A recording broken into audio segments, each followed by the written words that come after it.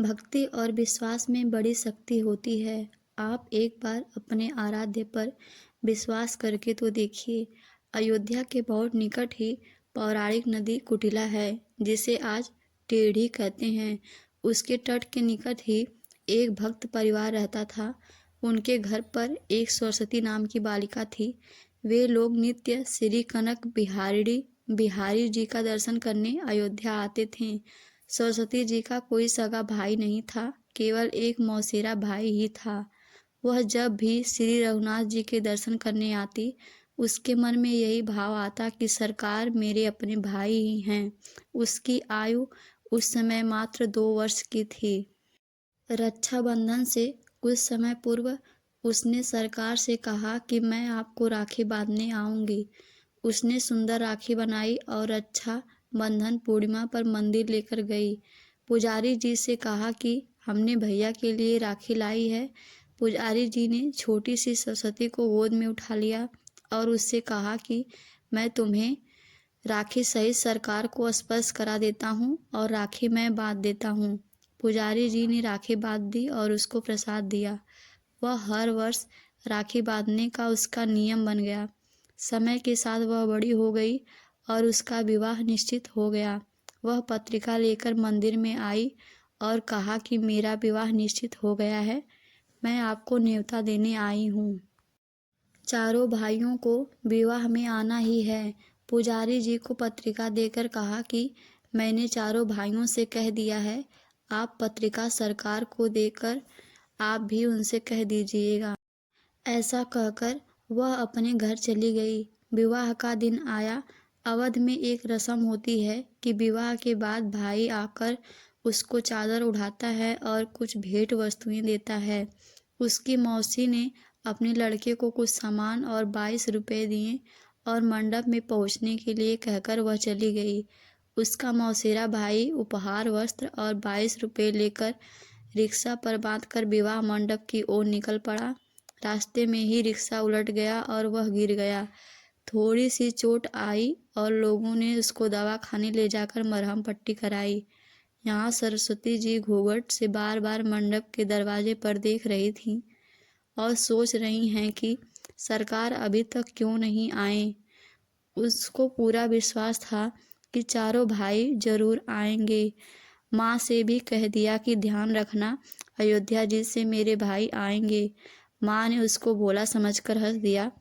जब बहुत देर हो गई तब व्याकुल होकर वह दरवाजे पर जाकर रोने लगी। दूर दूर के रिश्तेदार आ गए, पर मेरे अपने भाई क्यों नहीं आए? क्या मैं उनकी बहन नहीं हूँ? उसी समय 4 बड़ी मोटर गाड़ियाँ और एक बड़ा ट्रक आते हुए उसने देखा। पहली गाड़ी से उसकी मौसी का लड़का और उसकी पत्नी उतरे। बाकी गाड़ियों से और 3 जोड़ियाँ उतरी। मौसी के लड़के के रूप में सरकार ही आए हैं। रत्न जड़ित पगड़ियाँ, वस्त्र, हीरों के हार पहन रखे हैं। श्री हनुमान जी पीछे ट्रक में सामान भरकर लाए हैं। हनुमान जी पहलवान के रूप में आए थे। उन्होंने ट्रक से सारा सामान उतारना शुरू किया। स्वर्ण, चांदी, पीतल, तांबे के बहुत से बर्तन, बिस्तर, सोफे, ओढ़ने बिछाने के वस्त्र, साड़ियाँ, अलमारियाँ, कान, नाक, गले, कमर, हाथ और पैर के आभूषण। मौसी देखकर आश्चर्य में पड़ गई कि इतना कीमती सामान मेरा लड़का कहाँ से लेकर आया। चारों का तेज और सुंदरता देखकर सरस्वती समझ गई कि यह मेरे चारों भाई हैं। सरस्वती जी की आनंद का ठिकाना न रहा। उसका रोना बंद हो गया। सरकार ने इशारे से कहा कि किसी को अभी भेद बताना नहीं, गुप्त ही रखना। उनका रूप इतना मनोहर था कि सब उन्हें देखते ही रह गए। कोई पूछ न पाया कि यह गाड़ियाँ कैसे आईं, ये अन्य 3 लोग कौन हैं। लोग हैरान होकर देख रहे थे। अभी तक रो रही थी और अभी इतना हंस रही है और आनंद में नाच रही है। किसी को कुछ समझ नहीं आ रहा था।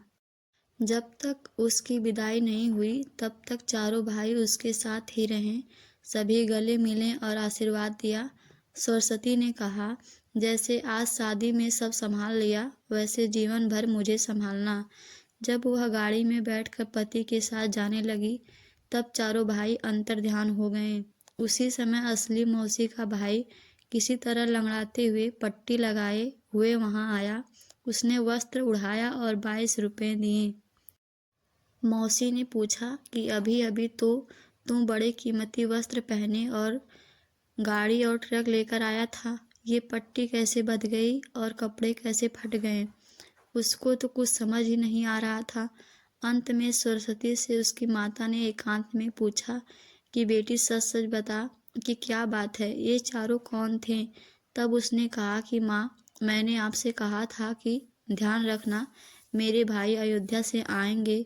माँ समझ गई कि इसके तो 4 ही भाई हैं और वो रघुनाथ जी और अन्य 3 भैया ही हैं।